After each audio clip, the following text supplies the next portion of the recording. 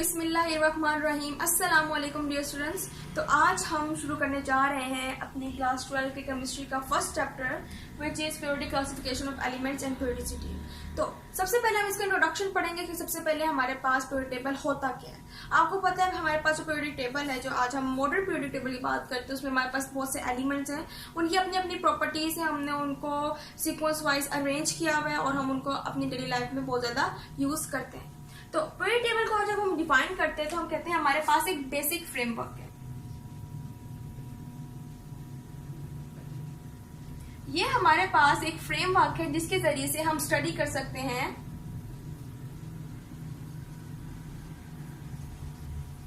Properties को। किसकी properties को? एलिमेंट्स की प्रॉपर्टीज को। जैसा कि मैंने आपको बताया कि हमारे पास पीरियोडिक टेबल में एलिमेंट्स है, उनकी अपनी अपनी एक प्रॉपर्टी है। तो जब हम एक पूरा टेबल बनाते हैं जिसके अंदर हमारे पास सारे के सारे एलिमेंट्स हैं, और जब हम उनकी प्रॉपर्टीज को, चाहे वो केमिकल हो या फिजिकल हो, उनके पीरियोडिक बिहेवियर को जब हम स्टडी करते हैं तो हम कहते हैं कि हमारे पास क्या एक पूरा का पूरा पीरियोडिक टेबल है। So periodic table is a basic framework in which we study the physical and chemical property of element as well as their compounds। तो ये था हमारे पास पीरियोडिक टेबल। अब हम इसका जरा हिस्टोरिकल बैकग्राउंड स्टडी करते हैं कि कौन कौन से साइंटिस्ट आए और इस पे काम किया इस फील्ड के अंदर। ठीक है,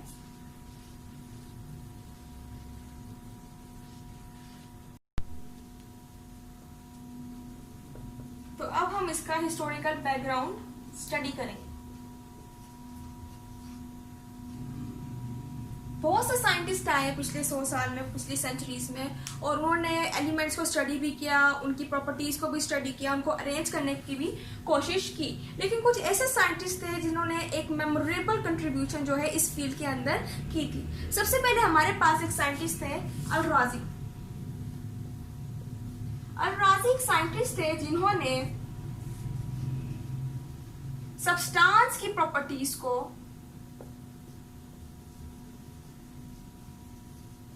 क्लासिफाई किया। यानी कि Al-Razi was a scientist who classified the properties, chemical या physical properties of a substance. दूसरे नंबर पे हमारे पास थे डोबेरिनर। एक दूसरे हमारे पास एक केमिस्ट थे, हमारे पास ये थे एक जर्मन केमिस्ट।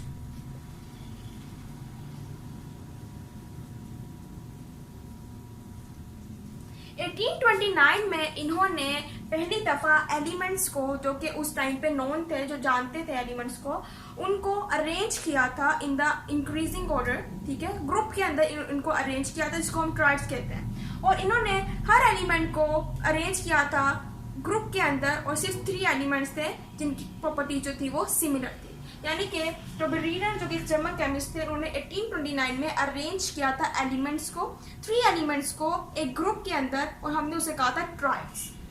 तो आपके पास ट्राइड्स की डेफिनेशन आ सकती है कि जब हम 3 एलिमेंट्स को एक ग्रुप में अरेंज करते हैं और जिनकी प्रॉपर्टी जो है वो सिमिलर होती है तो हमारे पास होते हैं ट्राइड्स। इसके अलावा हमारे पास थे न्यूलैंड।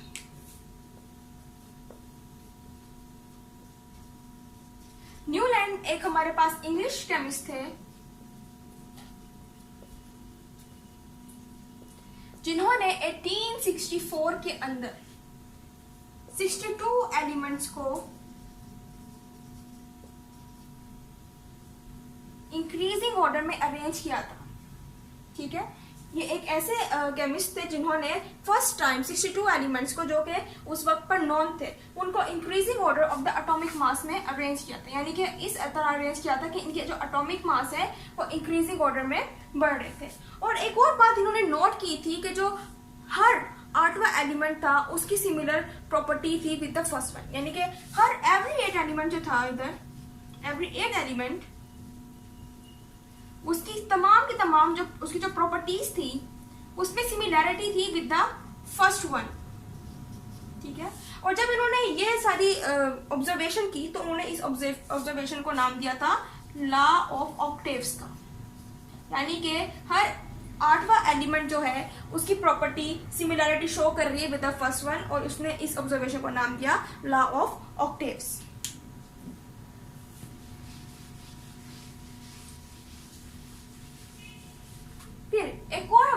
केमिस्ट थे मेंडलीव डिमित्री। 1871 में मेंडलीव डिमित्री, जो कि एक रशियन केमिस्ट थे, इन्होंने बहुत ही ज्यादा एक कंप्रिहेंसिव स्कीम लॉन्च की थी फॉर द एलिमेंट्स। इन्होंने फर्स्ट टाइम पीरियोडिक टेबल बनाया था। इसी तरह इन्होंने पीरियोडिक टेबल बनाया और तमाम के तमाम एलिमेंट्स को ग्रुप्स में और पीरियड्स में अरेंज किया।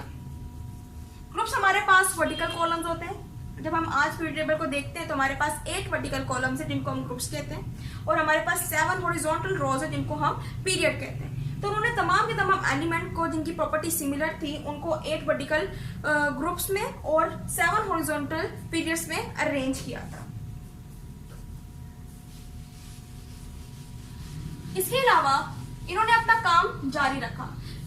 इसके बाद एक पीरियोडिक टेबल बनाने के बाद इन्होंने एलिमेंट्स को increasing order of atomic mass में ही अरेंज किया। तमाम के तमाम एलिमेंट्स को increasing order of atomic mass में अरेंज किया, और उन्होंने भी ये बात नोट की कि एवरी 8 एलिमेंट, यानी हर 8वां एलिमेंट जो था उसकी प्रॉपर्टी में सिमिलैरिटी थी विद द फर्स्ट वन। और इसको उसने नाम दिया था, इस ऑब्जर्वेशन को, इस कंप्रिहेंसिव स्कीम को उसने नाम दिया था पीरियोडिक लॉ का। यानी कि हमारे पास एक पीरियोडिक लॉ बन गया था कि हर 8वां एलिमेंट जो है उसकी प्रॉपर्टी में सिमिलैरिटी होगी विद द फर्स्ट वन।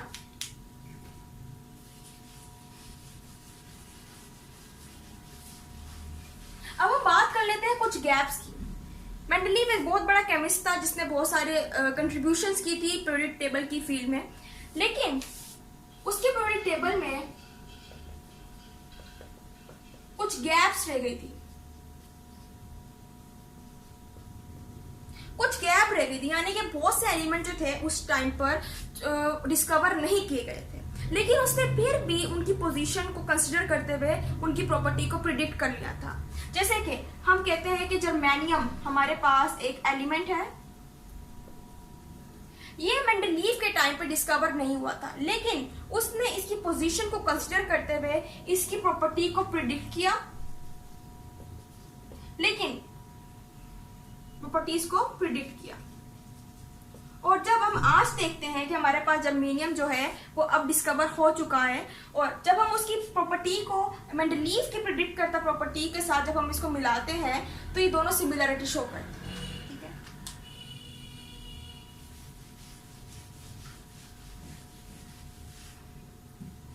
अब कुछ इंप्रूवमेंट्स की गई थी मेंडलीव पीरियोडिक टेबल में। वो इंप्रूवमेंट्स क्या थी, अब हम उसको स्टडी कर लेते हैं।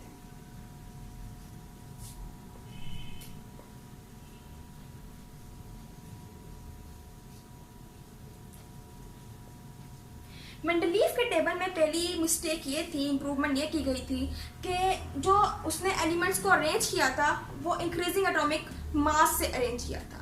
तो एक बहुत बड़ी कंफ्यूजन थी, लेकिन जब मोज़ले ने, जो कि एक साइंटिस्ट था, 1911 में एटॉमिक नंबर को जब उसने फाइंड कर लिया, डिस्कवर कर लिया, तो हमने एक मॉडर्न पीरियोडिक टेबल बनाया जिसके अंदर हमने एलिमेंट्स को अरेंज किया according to their increasing number of atomic number. ये एक बहुत बड़ी इंप्रूवमेंट जो है एक जो मॉडर्न पीरियोडिक टेबल है उसमें की गई थी। तो फर्स्ट इंप्रूवमेंट ये थी कि हमने एलिमेंट्स को एटॉमिक मास की बजाय एटॉमिक नंबर के इंक्रीजिंग ऑर्डर के मुताबिक अरेंज किया। दूसरी इंप्रूवमेंट ये की गई थी कि हमने एक और ग्रुप को ऐड किया, ग्रुप नंबर 8। ग्रुप नंबर 8 है, और ये ग्रुप जो था इसके अंदर हमारे पास थे हैलोजन, इसे हम हैलोजन ग्रुप भी कहते हैं, और इसके अंदर मौजूद होते हैं noble gases, helium, neon, argon वगैरह। ये हमारे पास जो है ये सारी इस ग्रुप में थी, जो कि हमने एक नया ग्रुप जो है मॉडर्न पीरियोडिक टेबल में ऐड किया। तो ये हमारे पास एक दूसरी इंप्रूवमेंट थी जो कि हमने मेंडलीव पीरियोडिक टेबल में की। और एक तीसरी कंफ्यूजन आ रही थी मेंडलीव के टेबल में, वो ये थी कि beryllium, magnesium, calcium, cerium, barium, ठीक है, and zinc, cadmium and magnesium, इन तमाम के तमाम एलिमेंट्स को उसने एक ही वर्टिकल ग्रुप में अरेंज कर दिया था। लेकिन ये जो एलिमेंट्स थे ये दोनों डिफरेंट कैटेगरी से बिलोंग कर रहे थे। तो मॉडर्न पीरियोडिक टेबल में हमने क्या किया कि हमने ग्रुप को दो कैटेगरीज में डिवाइड कर दिया, एक ए ग्रुप एक बी ग्रुप। तो हमने अब बेरिलियम, मैग्नीशियम, कैल्शियम, सीरियम और बैरियम को ग्रुप ए में डाल दिया, ग्रुप 2A में, और जिंक, कैडमियम, मैग्नीशियम को हमने डाल दिया है ग्रुप 2B में। तो ये हमारे पास एक बहुत बड़ी इंप्रूवमेंट थी, ठीक है। तो आप अपनी बुक खोल के देखेंगे तो आप ग्रुप 2A की तरफ देखें तो आपको ये सारे एलिमेंट्स नजर आएंगे, ग्रुप 2B में देखेंगे तो आपको जिंक, कैडमियम, मैग्नीशियम भी वहां पर नजर आएंगे। और इन दोनों जो ये वाली रो है और ये वाली रो है, इन दोनों रो के जो एलिमेंट्स हैं इनकी प्रॉपर्टीज जो है वो चेंज है, इस वजह से हमने इन दोनों को दो कैटेगरीज में डिवाइड कर दिया, ठीक है। तो ये था आज का हमारा टॉपिक। उम्मीद है आपको लेक्चर पसंद आया होगा। तो इंशाल्लाह अगले लेक्चर में हमारे पास जो मजीद ग्रुप ऑफ पीरियड्स के बारे में जो बात की जा रही है उसको हम स्टडी करेंगे। तो अल्लाह हाफिज।